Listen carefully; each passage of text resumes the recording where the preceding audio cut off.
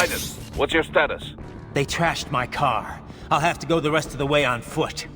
Do you really have to do this? Look, I'm fed up with all of it.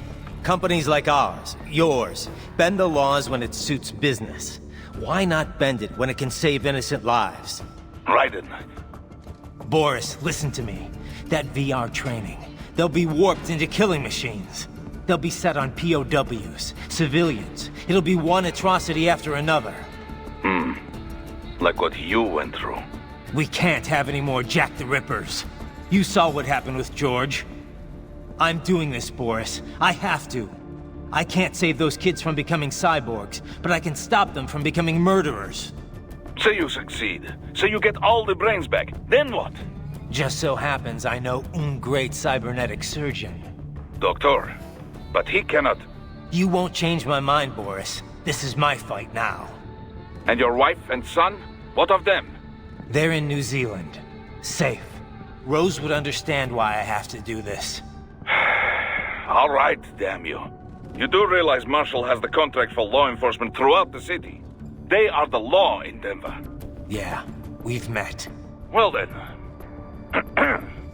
Officially, Maverick Incorporated condemns you and your actions as unlawful. And a pain in the asshole. Now, increase your codec encryption. Do not worry about the lag. And unofficially? I'll do all I can over the codec to help.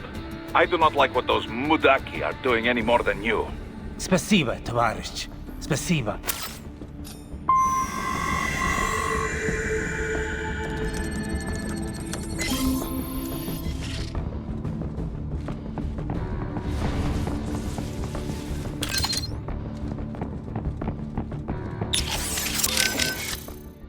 Boris, I want to check how raising the codec encryption level affects transmission.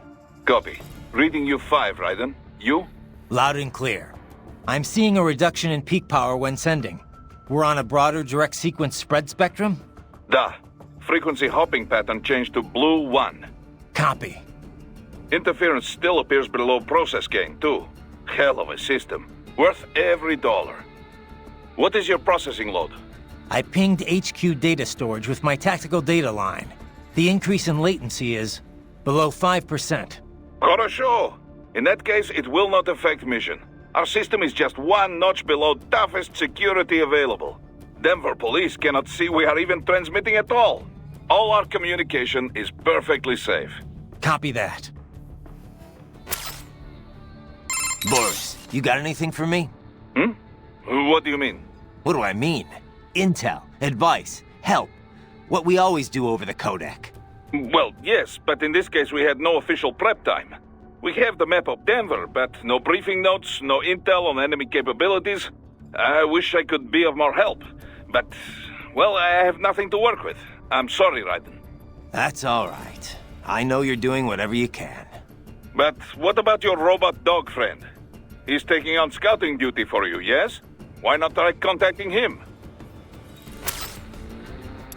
Jesus, Raiden, this is a little over the top. I mean, I've seen you pull some shit before, but this, You should know me better than that by now, Kev. I thought I did. Look, I know there's no legal way to stop World Marshal, but there has got to be an alternative to going on a rampage smack dab in the center of Denver. No alternatives, Kev. I'm getting those kids out. Raiden, that VR training, it's like what you did in Liberia? Judging by what Sundowner said in Mexico? Yeah. That scientist called it the Sears program. After ex-President George Sears, a.k.a. Solidus Snake. Yep. Ironic that kid shares his name. Solidus trained child soldiers in Liberia while working as a CIA paramilitary. It's not a happy memory. All the drugs, the non-stop violence, it destroyed my sense of judgment completely. I was made to kill soldiers, POWs, civilians. Raiden. The next thing I know, Jack's back. I thought it was all in the past, but there I am, attacking a child. You didn't have any other choice. Other kids would have died. That's not the problem. I lost my cool back there. All I could do was think how much I wanted that guy dead. A lot of us would have done the same. Even if it meant killing George? He's not dead, though. Actually, he really digs his new body. Either way, I'm shutting this program down. Maybe they've got it better than me. They don't actually have to kill anyone in reality. But they're still going through the motions, having it pumped straight into their senses, just like real life. All right. Just give me a call if there's anything I can do. Sure. Raiden out. I heard what happened, Raiden. I don't know if I can offer much help, but at least I'm still here to save your data, okay? Thanks. If things get bad, go ahead and delete it. If worse comes to worse, I'll do it. But we're on an encrypted line, so we should be okay. Did you want to save?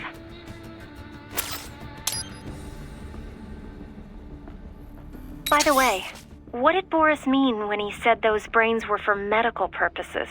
They're not just spare parts. Legally, they have human rights. They just don't have bodies. They aren't covered under the Arms Trade Treaty. They can even be legally adopted. Adopted? They're brains! Not as the law sees it. These are street kids after all. Most of them have no ID or papers whatsoever. Local mobs gather these kids up, declare them for adoption, and then send them off to a U.S. medical facility for treatment. So you're saying Desperado didn't actually buy those kids? Directly, at least? They're not stupid. Just evil. The basic idea is that the Mafia has these orphan kids, and Desperado pulled their brains, right? Now they need treatment, so the Mafia sends them to the medical facility to get them new bodies. A World Marshal medical facility. One that only exists on paper. Once the brains cross the border, next stop is World Marshal HQ. The plan is to put them into factory bodies and assemble the cyborgs here in Denver. Pretty convoluted process. If there's a silver lining to all this, it's that the first brains only shipped a month ago. Doc confirmed that in the data he's collected. You can speed up the VR training process for AIs, but not with human beings. So it's likely none of the kids have completed training yet. Thank God. That training, though. Sorry. I should get back. We can talk later. I trust you're not still upset, Raiden. About telling George about me? Look, let's just drop it, okay? Gladly. I'm just glad I was able to assist you in operating the cryopreserver anyway. I know, Doc. Not that it's so difficult. With that pipe, you simply immerse the organs in the artificial plasma inside. Yeah? I wouldn't think it was so easy to keep organs alive. How's it work, anyway? Oh, it's quite simple, really. It uses chilled nanomachine-infused artificial plasma. That suppresses the metabolism and regulates the oxygen intake of whatever is stored inside. The nanomachines are fully self-pumping. Once hemoglobin is detected in the local environment, they release a flow of plasma into the organ where the body's original plasma is still present. When George's body was inserted into the storage cabin, artificial blood, chilled nearly to freezing point, automatically flowed in at the points of amputation. This dropped the internal temperature of the parts from 36 to 10 degrees centigrade. The result? The effective suppression of all metabolic activity. The plasma was also fine-tuned to keep the SpO2 level inside the organs at 90% or above.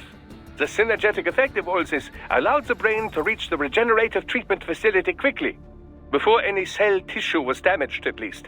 A most effective device, I must say. A micro gas turbine engine enables it to operate completely autonomously as a standalone unit. Would have been tough to lug over to the hospital otherwise. Truly state-of-the-art indeed. I suspect it cost as much as a well-stocked emergency ambulance.